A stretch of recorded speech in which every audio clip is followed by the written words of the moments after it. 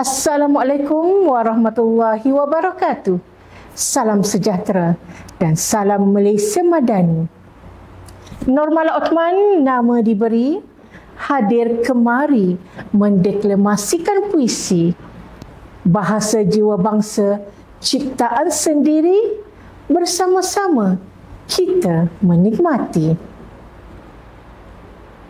Bahasa denyut nadi sejak mula mendewasakan jiwa, membentuk makna.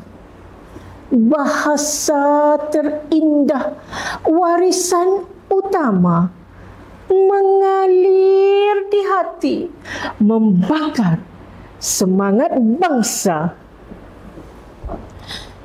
Kami junjung bahasa sepenuh jiwa, menjadi wadah perjuangan dan cerita, mencorak tamadun, menyulam sejarah, menjadi benteng dalam arus dunia yang gagah.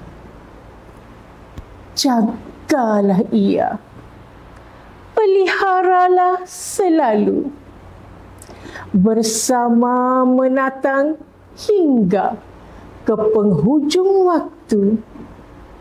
Kerana bahasa itu adalah nyawa dan ruh, selamanya hidup di sanubari yang utuh.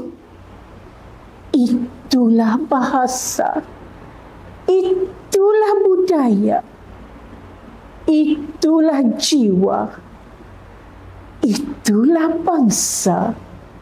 Bersama-sama kita memeliharanya, bersama-sama kita menjaganya, bersama-sama kita utuhkan kedaulatannya, bersama-sama kita mengangkat martabatnya. Kerana bahasa itu adalah lambang jiwa dan semangat kita bersama. Ayuh bersama-sama kita menjaga bahasa kita, kita menjaga budaya kita, untuk kita semarakkan di dalam kehidupan seharian kita.